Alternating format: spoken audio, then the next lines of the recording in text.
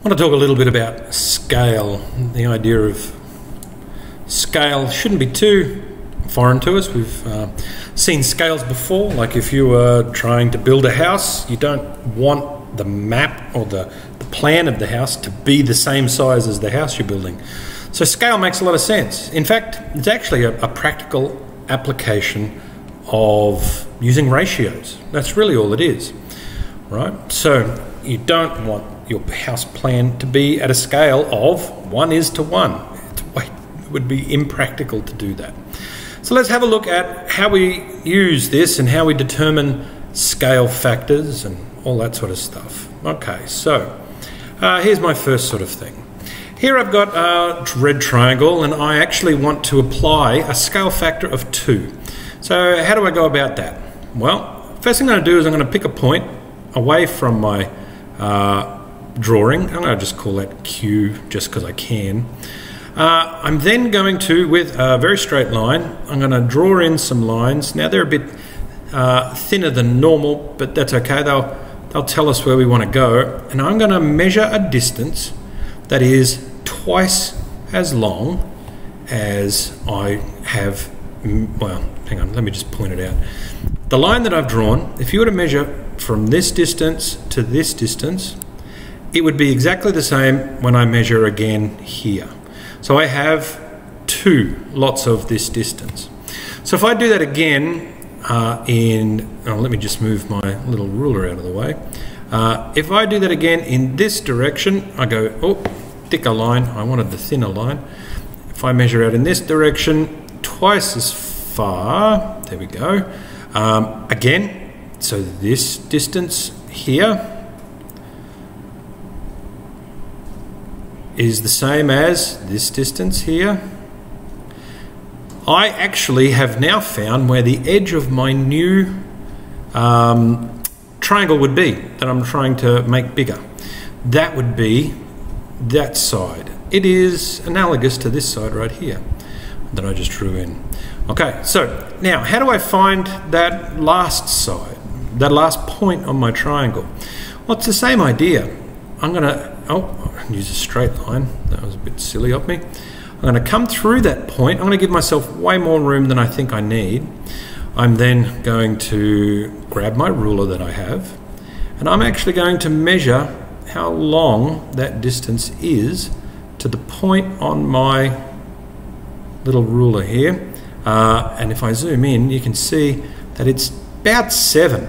So what that means is my ruler, which is slightly off my angle here, I'm going to put a little mark here at 14, and that will be where I need to draw the other parts of my new triangle. So I wanted a thicker line then. I will draw in to there, and I will draw in to there. That is my same triangle, but it is twice as big. It has been a scale factor of 2 has been applied to that original triangle. Okay, so that is how you would apply a scale.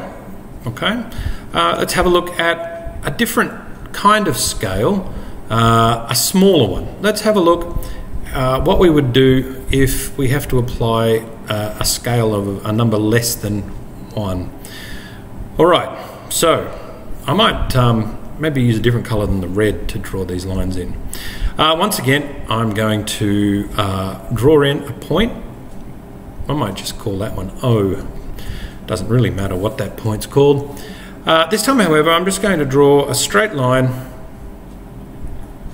from each of my points all the way back to that O point,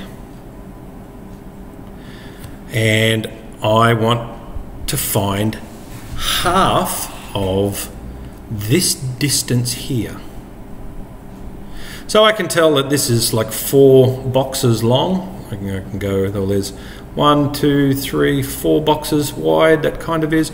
So I know that my point, my new point that I'm going to draw in will be just here. which means it'll be down here.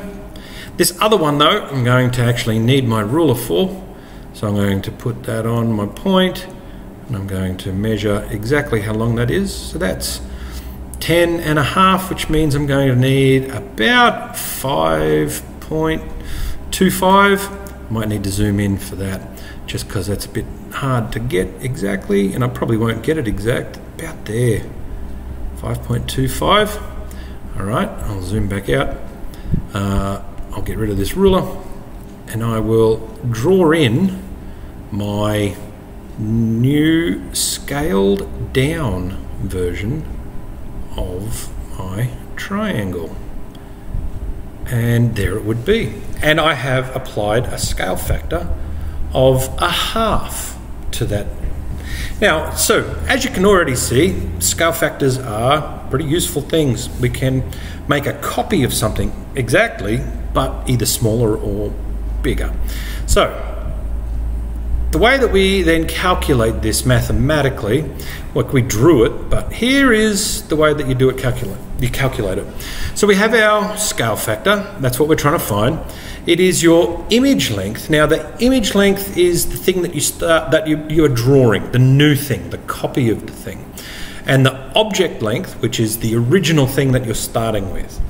And then you just divide them. Now, I'm hoping that this should remind you of stuff that we have kind of looked at before.